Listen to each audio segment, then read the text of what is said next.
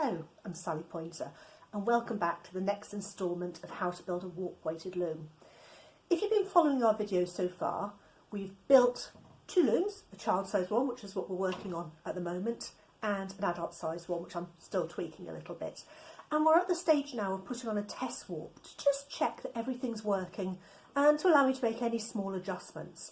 Now, last week we tied on the loom weights and we chained the warp along the bottom to keep it well spaced. Today we need to do the bit that a lot of people get a bit scared about, and that's attaching the thread heddles.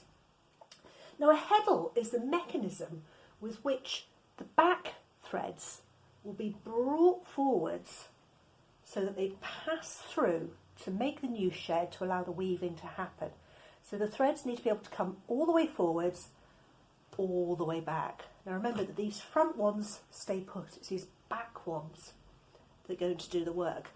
And they're going to be attached to our heddle bar, this bit. So each thread is going to be brought forwards. I'm bringing groups so don't snap them, to tie onto this. You could just cut threads and tie them on one at a time, going through your front threads, picking up a back one, bringing it forwards, tying it on, new piece of thread, new piece of thread, new piece of thread. That will work. It's not the most efficient way of doing it though. A continuous heddle is much, much better. But the first thing we need to do is check that it's spaced properly. Because with a continuous heddle, if I'm just relying on pulling the thread tight each time, I'm going to end up with some that sit here, some that sit there. They're not going to work very well. So the way to do this is to put another rod behind to bring all of this forwards. It needs to be smooth because you need to pull it out easily. And what I've got to hand is it's an old spear from my reenactment days. We're not going to use the pointy end, it's actually the smooth end we want. Now, if I can do this without knocking out a light bulb,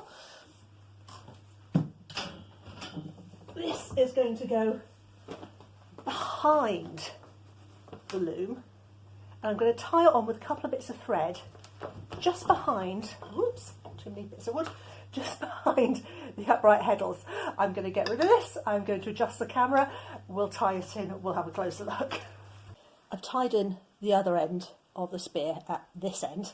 I'm just going to do this one. This is not about immensely wonderful knot tying, it just needs to work. So the easiest way, nice strong piece of string,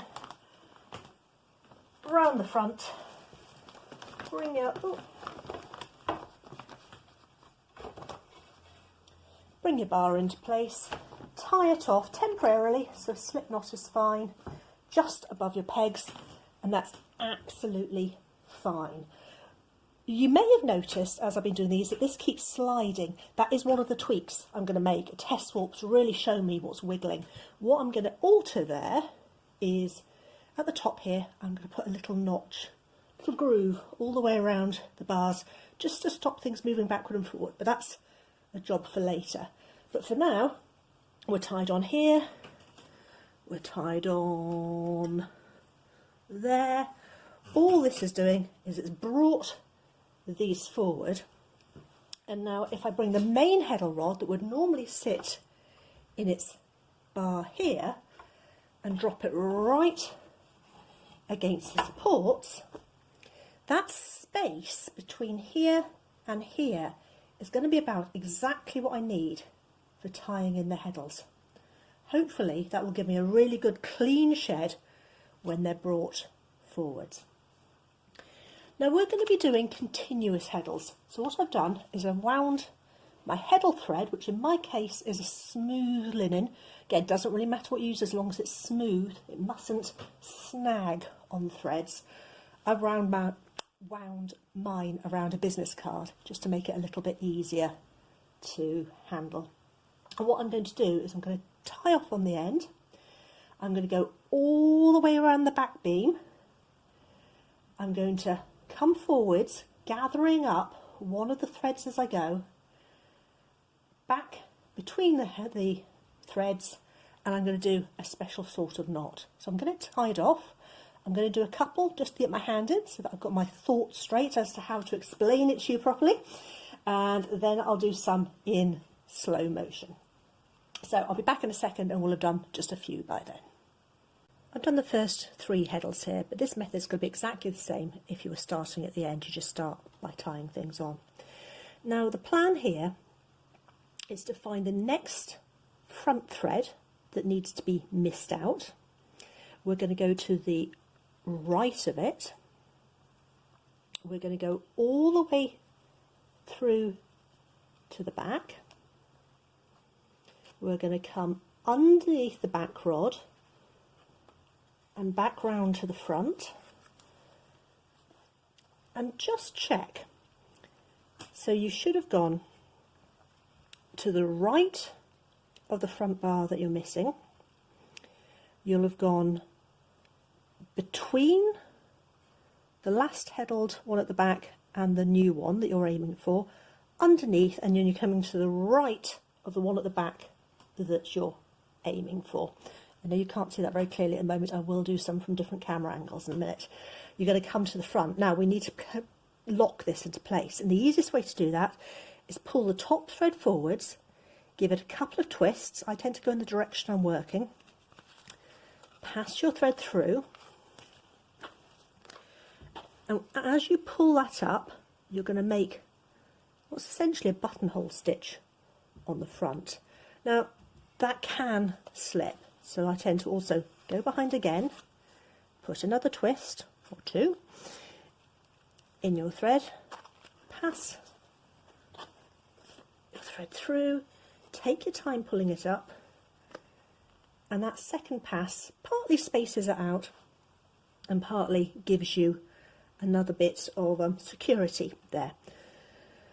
So looking at the back, let me just move these to the side. We've got any individual one. The thread goes around the back to the front, and there will be one thread at the back. Oh, you probably can't see past my hands, can you? One thread at the back trapped in place. When this bar is taken out, this is only a temporary bar, it's just a spacer. It's only going to be the heddle that's doing that into place. I'm going to do a couple more so you can see this bit. Then I'm going to change the camera angle so you can see exactly what's going on at the back. Let me just rearrange that. Okay, so find the next thread that I need to miss. So there's a heddle thread going past this one, so I now need to go to the back here. Find the next gap at the back that hasn't got anything going on in it. Come around and underneath, back to the front. Give that couple of twists. I go in the direction I'm working, so I'm going twisting that way. I don't think it really matters if you go the other way though, as long as you're consistent. Pull that up into buttonhole, so this bar at the back is stopping you pulling any tighter than you need to, so you can be quite firm with your tugging. Up from the underneath, another twist or 2, pop your bundle of threads through. I'll do one more and we'll change the camera angle. So you can keep checking as you go along that each thread is being missed by one heddle on the front, captured by one heddle on the back,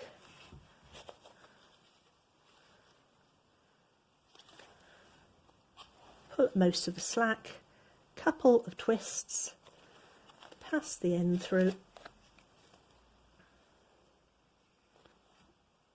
tidy that up, couple of twists. So you can probably see you're going to get through a fair bit of thread doing this, and it's not fast. This is a slow process, but doing it properly will make a massive difference when you actually come to weave. So take your time with it. If you get any little snarls, like I've just got a little snag there, just take your time with it. Okay, let me see if I can change the camera angle so you can see slightly different view of what I'm doing, and then we'll work our way along before we take the bar out.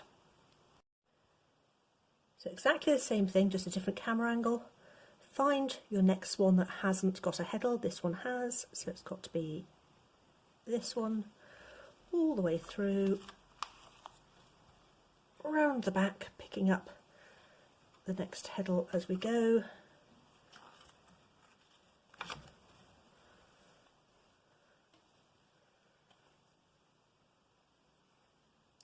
to a sensible point, twist that a couple of times, pop your card of thread through,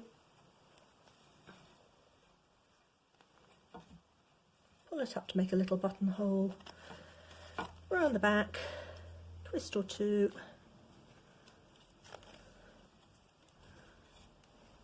tighten it all up. Again, I'll do one more from this angle and we'll see if we can find another angle again. So I've got a heddle thread coming through here, so the next one without is this one. Round the back.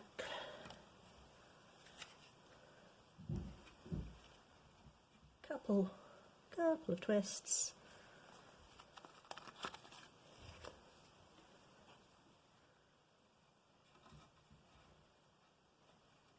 Draw up your little buttonhole, put the card underneath, couple of twists,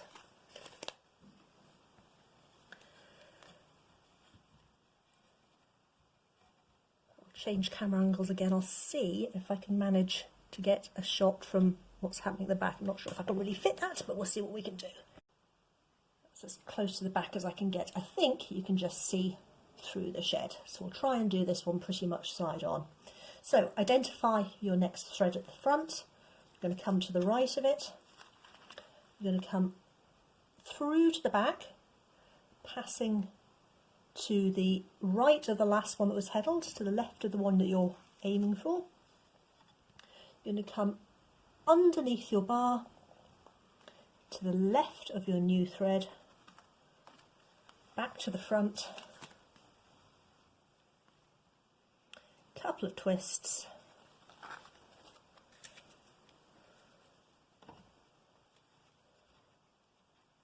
tighten up your thread, pop your card behind, put a twist in it,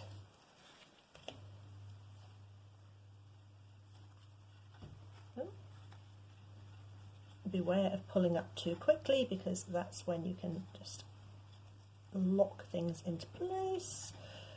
There we are.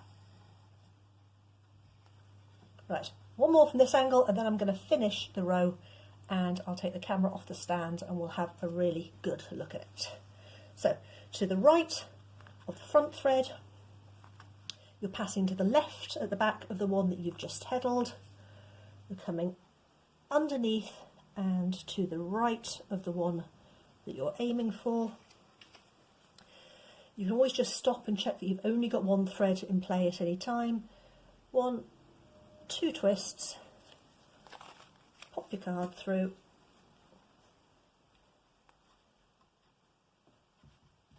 tighten that up, couple of twists, tighten it all up. Do this all the way along and then tie it off. When you first start tying in your heddles, it's normal to be very worried about whether you've got the right threads in or not.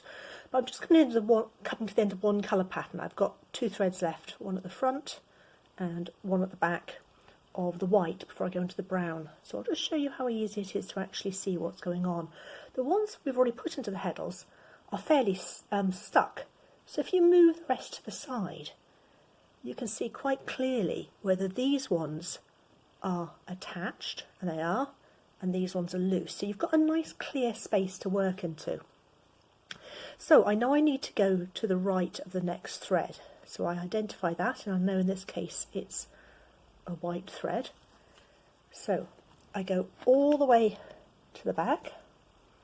Now, keeping this gap open, I come down to the bottom, put my hand through so that I know that this thread, this next white thread, is being encased, and come back through. Now then, before I tighten my thread, if I just wiggle it, can you see? I can see that that front warp thread is being moved equally at the top and the bottom by the thread. If I'd got it wrong, if I'd gone through this way, it would be pulling slightly awkwardly. So it's important to know that you've got the right thread. Couple of twists, put the thread through, drop that into place, come behind, tighten it through again.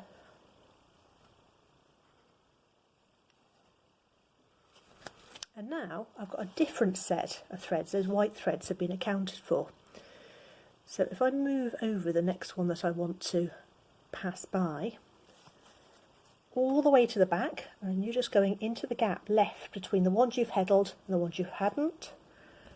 Whoops, wiggle the camera, come underneath, get your next thread, come back to the front. So I've got one thread at the back there, captured by this heddle, of course the bar's in the way, and this front one, this new brown one, little tug at the top, that's in place, little tug at the bottom, it's the same one being moved. Couple of twists,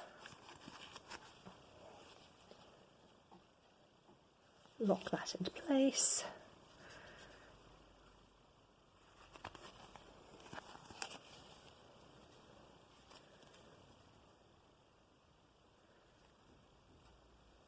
it's far better to go slowly and check that you've got it right than it is to have to try and unpick things. So if I come down to the bottom and just move my heddles down, I should only have one thread showing up between each heddle. Periodically stop and check. Trust me, it is so much easier to unpick here to go back if I've got an error than it is to get to here and have to unpack to an error somewhere at the back there. Take your time with it. We're very, very nearly there. And I've just got two threads left to do. There's two at the front and two at the back. It's always nice when you end up with the right number. So exactly the same principles we've been doing all the way along. Identify your next shed, all the way to the back, come around, picking up the thread you need,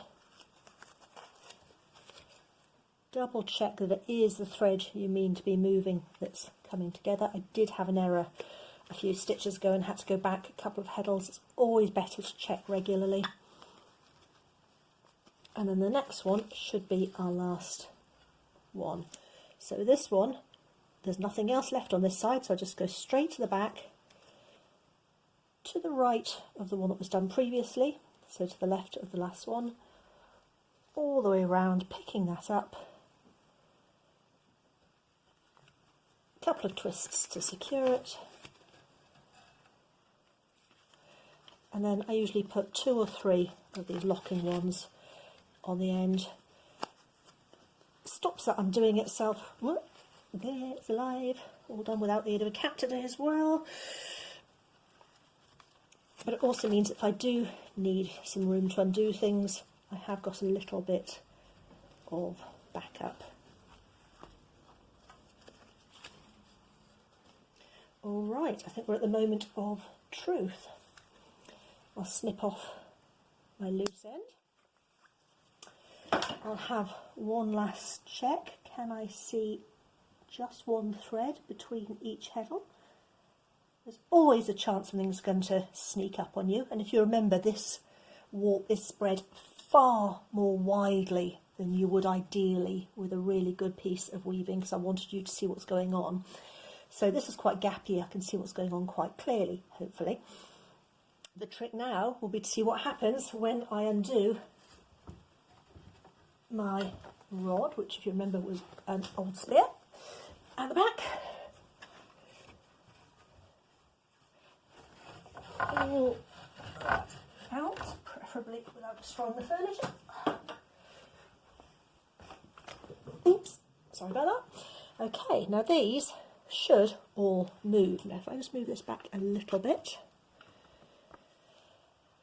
This looks always rather nerve-wracking because it'll either work or it won't. Grasp your heddle bar, pull it smoothly forward and onto the heddle sticks, and it's changed shed. Perfect. So I've got one set of threads that have come forward, plenty of room for me to put my weft thread through there when we weave, and then when I'm ready to change it, this comes off, that drops back, the weight of the warp weights has dragged it backwards for us.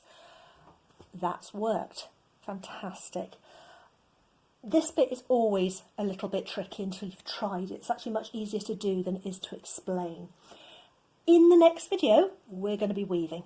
So we're finally getting there. I'll also be putting all the little tips and tricks and things that I've thought about during this into play on the full-size loom, so that when we set that one up in 2 videos time for a final good piece of weaving, we hopefully will have none of the snags and learning curves we've had from this one. So just once more, because it's fun. Threads at the back, those are the ones that we've tied the heddles round. That comes forward, and that's our beautiful, beautiful shed opened up for weaving. See you on the next video.